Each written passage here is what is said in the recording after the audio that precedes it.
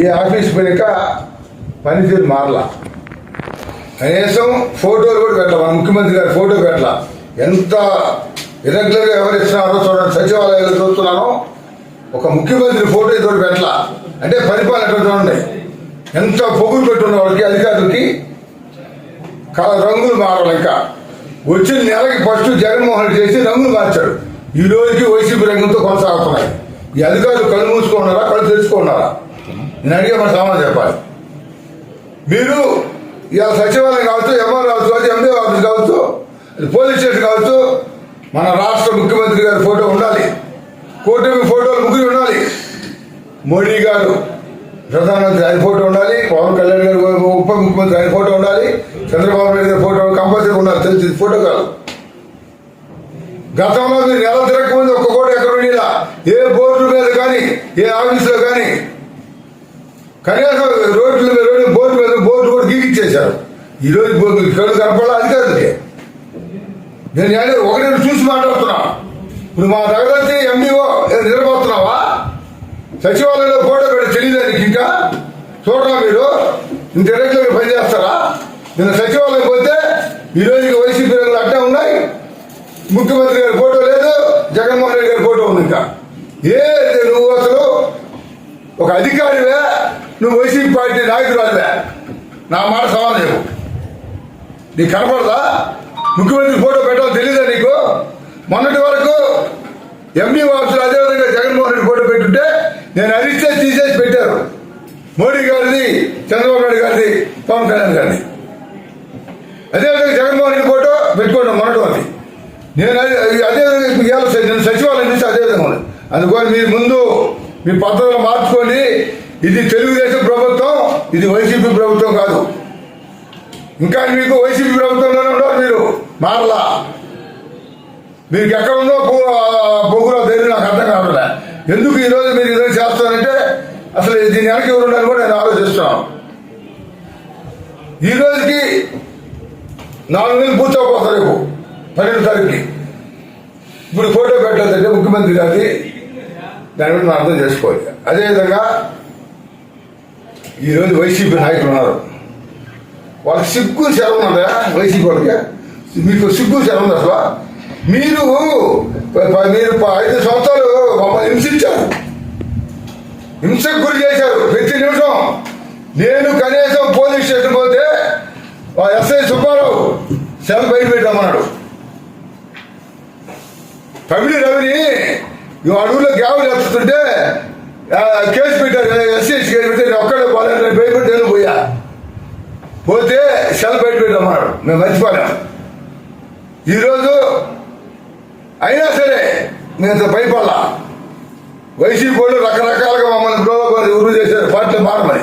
నువ్వు ఏమి చేసినా పార్టీ మారను. నా పార్టీ తెలుగుదేశమే. సత్యనాపతి మేము చంద్రబాబు నాయుడు గారే, లోకేష్ బాబు గారే ఆ రోజు చెప్పినాం. సిద్ధాంతం మేము పార్టీ పుట్టినరోజు ఈ రోజు తెలుగుదేశం చెప్తా వచ్చాం. మీకు ఎందుకు లేదా సిగ్గు శరమంట? వచ్చి 3 నెలలు అయితే 3 నెలలకి ఓర్చుకోలేకున్నారా? మా ప్రజల్ని హింసించారే 5 సంవత్సరాలు. మీకు జ్ఞానం తెలియదు. ఒక విలేకరు మాట్లాడితే కేసు, ఒక సామాన్య మాట్లాడితే కేసు. వాళ్ళు ఇష్టానుసరంగా రౌడీ తయారు చేశారు. మీరు ఎవడు మాట్లాడితే వాళ్ళు కొట్టారు. నేను మీకే చేస్తావా? నేను చేయను ఆ పనులు. మాకు చంద్రబాబు నాయుడు గారు ఒప్పుకోరు అటు చేస్తే. మాకు పద్ధతులు నేర్పినారు. మా విధానం వేరు, మా పార్టీ విధానం వేరు. తెలుగుదేశం పార్టీ అంటే క్రమశిక్షణ పార్టీ. మీలాగా రౌడీజం పార్టీ కాదు ఇది. మీరు ఎందుకు తెలుగుదేశం వైపు వస్తారు? నీకు సిగ్గు శరవుందా? మీకు రాష్ట్రం ఉంటే మీరు ఒక మగవాళ్ళు అయితే నీ పార్టీ ఎదుర్కో. నీకు మగతలు ఉంటే తెలుగుదేశం చెప్పండి. నీకు వాడు ఎవడైనా కావచ్చు, నువ్వు మగవాడు ఎదుర్కో. నేను ఎదుర్కో మగవాడు లాగా 2.5 సంవత్సరం నువ్వు ఏం చేస్తున్నావు ఎదుర్కోరా రా. అంతేగాని ఈ పార్టీలోకి వచ్చి నువ్వు నేను ఒక చోటు ఉంటే ప్రజలు నోట్లో పోస్తారు. సిగ్గులేని ఎదవలారా, మీకు సిగ్గులేని మాకు సిగ్గుందని. సావండి ఆ బతుకుంటే నీ చేత కాకుంటే అంత భయపడేవాడు. ఎందుకు అంత భయం? ఆ రోజు రెడీ చేశారు తెలీదా? ఈరోజేమో నిద్రలేస్తే జనసేన చేద్దాం, టీడీపీలో చేద్దామా, బీజేపీలో చేద్దాం. మరి సిగ్గు శబ్దం బతకండి. ముందు అది మానుకోండి. మా కార్యకర్తలు ఉడికిపోతున్నారు, బాధపడిపోతున్నారు. నేను 2.5 సంవత్సరాల ముందు వస్తే 10 మంది లేరు. మీ అందరూ ఆ రోజు జర్నలిస్టులకు వచ్చా, అయ్యా మీరు అందరూ సహకరించాలని. మీరు 2.5 సంవత్సరాలుగా నేను ఏ ప్రోగ్రాం పెడితే అన్ని సహకరించారు. సుమన్పేట రోడ్డుకు పోయినా, మున్సిపల్ ఆఫీస్ పోయినా, ఆర్టీ ఆఫీస్ పోయినా, ఎక్కడ పోయినా ప్రతి కార్యక్రమానికి ఇలా జగనన్న కాలనీకి పోయినా విద్యా సహకరించారు. మీ సహకారంతో ఇంత దూరం చేయగలిగా. ఈ రోజుకి సహకరిస్తున్నారు. కేవలం మిమ్మల్ని మర్చిపోకూడదు. ప్రతి వారం వచ్చి మిమ్మల్ని కలుసుకోవాలని ఇక్కడికి వస్తున్నా. ఇదే వేరే విధంగా కాదు. మా బాధలు మంచి చెడు ఒకరు చెప్పుకొని ఒక కుటుంబంలాగా మెలిగాము. ఈరోజు కూడా ఏం చెప్తా అంటే, పార్టీలో కష్టపడ్డాడు ఒకటే అయిపోతున్నాడు, ఒట్టోడు రేపు ఆడ అనుభవించాడు, ఏడు అనుభవిస్తాడు. రేపు వచ్చి న్యాయం ఆలోచించండి. కష్టపడ్డాడు ఆ రోజు కష్టపడుతున్నాడు, ఈ రోజు కష్టపడుతుంటే ఇది ఎంత న్యాయం? ఎక్కడ న్యాయం? నీకు అంత అభిమానం కలవడితే ఎలక్షన్ ముందు చేస్తుంటే రైట్, నేను అభిమానం చంద్రబాబు నాయుడు గారు వచ్చాం, రైట్, మేము ఆహ్వానిస్తాం. ఈరోజు నీ స్వార్థానికి వస్తున్నావు. మేము ఒకటే చెప్తున్నాం, 2 తెలుగుదేశాలు లేవు. పదే చెప్తున్నా, ఉండేది ఒకటే తెలుగుదేశం. ఈ తెలుగుదేశం నాయకుడు నారా చంద్రబాబు నాయుడు గారు, లోకేష్ బాబు గారు, వాళ్ళు ఏం చెప్తే చేయడానికి సిద్ధంగా ఉన్నాం. మా తుది శ్వాస వరకు తెలుగుదేశం పార్టీ. మమ్మల్ని డబ్బులు పెట్టి కొనలేకపోయారు ఎవరు. రకరకాలుగా వైసీపీ వాళ్ళు వేశారు మాకు. మమ్మల్ని కొనలేరు డబ్బుతో.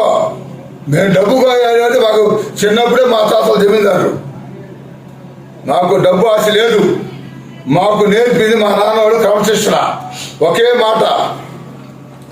మా అక్క ఎంపీపీ, మా ఉదయం జడ్పీటీసీ పెద్ద ఆఫర్లు ఇచ్చారు. ఆ రోజు